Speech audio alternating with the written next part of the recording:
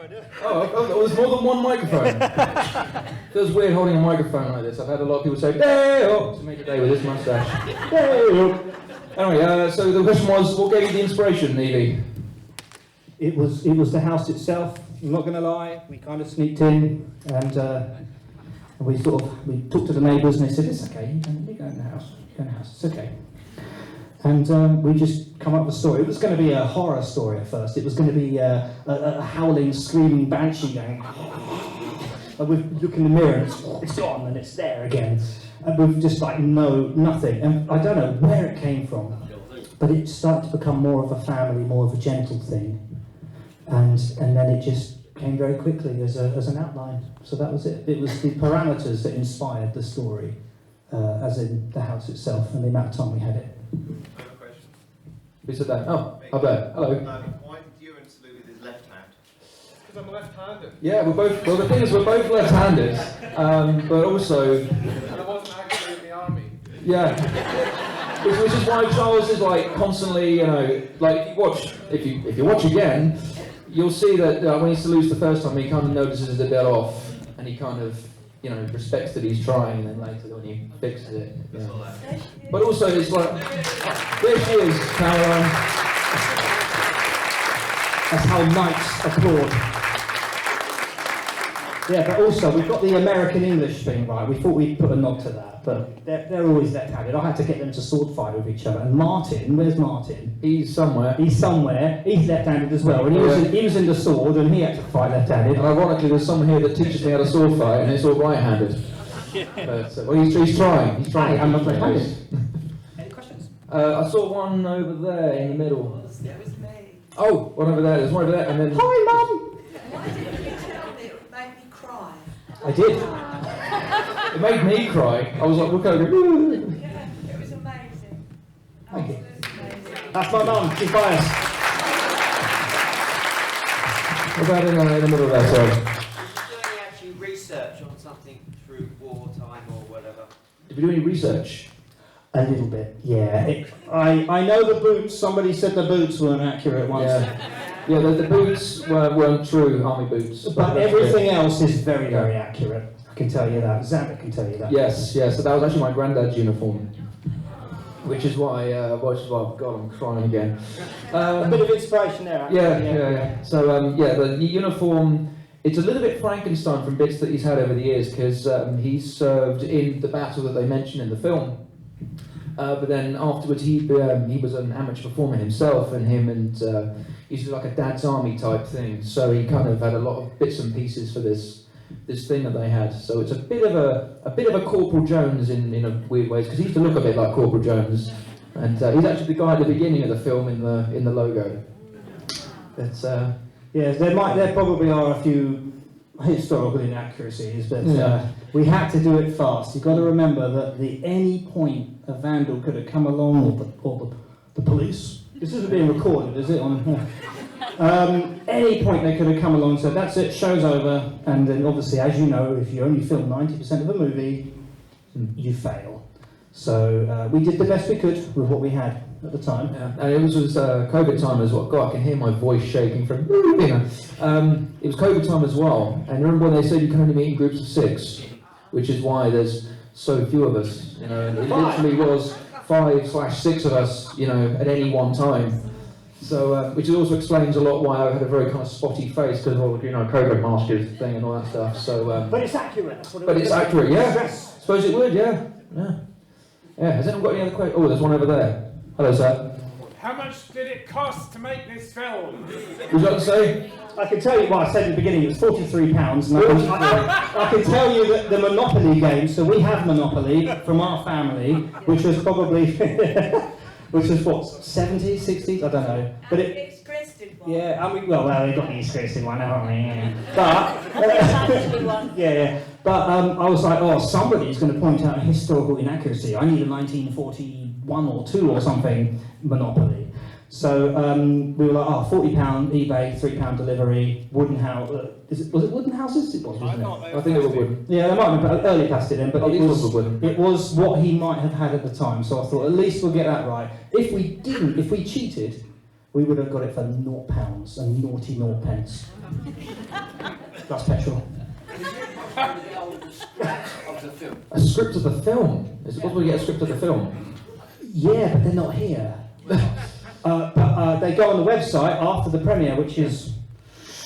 Well, if I give you my address, you can put it in an envelope and say, Oh, you want the original script? Whoa! Yeah, there's about 3 or 4 copies, and they're all covered in dirt. it's worth reading. Yeah, definitely a PDF or whatever. I could definitely send a PDF. Yeah, it's the script is only about 62 pages. I usually write really long scripts, but Want any money for it? Sorry? Want any money? £1 million.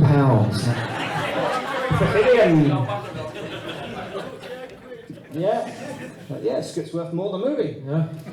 Any more questions? Anyone? Oh, there's... It was a brilliant script. Thank you. Thank you. Thank you. Thank you very much. It was. Yeah, I just wanted it to be humble and intimate, and I guess I could tell them now. We want to do a sequel. I would love that. Yeah, and this isn't going to leave the room, is it? We want more people coming back, and we want it Christmas. It is.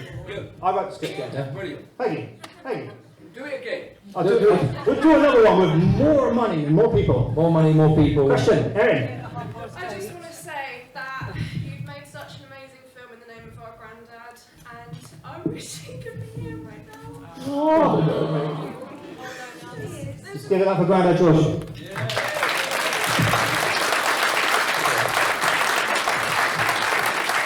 Thank you. So another thing is, it was just after he passed away. So I think it was probably about 2020. He died in late 2019, and it was around the time we had the funeral, I think, in October, and we're still going through bits and pieces of his.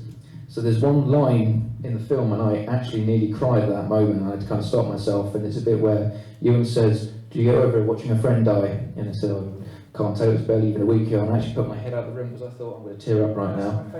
It me too, it's my favourite bit as well. I had a feeling someone would say their favourite bit of the film is the bit where the cat pops his head up. So, yeah, does anyone have their favourite film as that bit? Yeah, there we go. That was unscripted. Yeah, no. The cat was a paid actor. Very good actor. Thank you, thank you. Any more questions over here? Oh, one over here. I wanted to say, you know, how much I love the music. Thank you. That was the ghost music. I originally started filmmaking just so that I could write music for film, but I thought nobody would ever hire me. So if I make the films, then I can just hire myself for £0.00. And it's become an addiction. So I did all the music there. Yeah, it's good fun. Yeah, it's available outside on CD. But yeah, thank you. Thank you. Okay, so the time is 8:05 now. Has anyone got any more questions? As we make the group photo with... Who said that? Yeah. Hello. You are right up in the light right now. It's like I'm speaking to the Lord It's himself. Phillips. He's from some of the previous films. What's the question, sorry? That's all I can get. How did you make the group photo with Charles in it then? I travelled back to 1942, and me and my buddies, Wilson, Phillips, Gilbert, Walters, and all that lot. Yeah.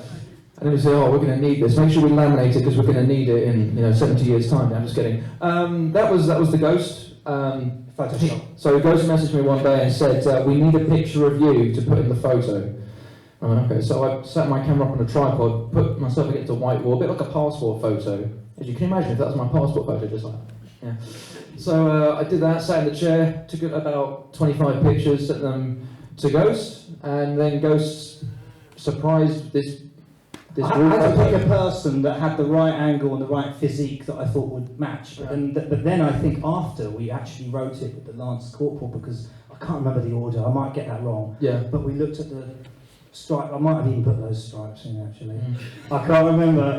But yeah, it was, yeah. I'd never thought about that, to be honest. It's just a prop, isn't it? A mere prop. A mere prop. Any more questions from anybody? Was there really a person in the film called Ghost? Ghost. That's my surname. Ghost is Eveshka Ghost, Evie's yeah. surname. Oh, right. And the Scrabble. I'm Oh the yes. Ghost. Yeah, the ghost in the Scrabble game. Is that what you mean? The ghost in the Scrabble game? One of the names were out. Oh, one of the names, Ghost. It's Yes. called the Ghost or something. So yeah, that's Eveshka Ghost. No, is he a real person? Yeah. Yeah. That's been my name for about 12 years here. Yeah. But Ghost. Well, if you Google it, it's the first one that comes up. It's a good name. Yeah. Mr. Ghost. Mr. Ghost. Right. Any other questions anywhere? No? No more questions? Oh, well, we've got a bunch of people. We're going to have a little meeting. Yeah. And I want to say very quickly thank you to everyone for coming, because this really means a lot to me personally. And we've got the champagne draw. Sorry, I nearly let everyone go and kept it to myself. Champagne. We've got the champagne drawer, Okay. and its winner is. I'll give you a clue. It's a quote. Only this person will get a quote. Alien, what gave me away? Oh my God, it's Mark Morris, isn't it? It's Mark Morris. He's in the next movie. He is in the next movie. But I didn't know who he was at. Yeah. Can I just say that anybody that's put in their chips in the half time, they will be pulled out of the next drawer, so don't worry. Oh. Mark? Yeah. It's Mark. Yeah. It's Mark Morris. He's got to squeeze out. So Mark plays the villain in our next film, which has already been shot and ready to go. That was also a COVID-y kind of time film. It's called The Attack of the Astro Artists. Comedy sci-fi. What you betting now? Mark, Chris, Mark. There you go. There we go. He loved watching you. There we go. Anything to add? Yeah, thank you so much for coming, so much. We are a little bit pushed for time. We've got to get next people in.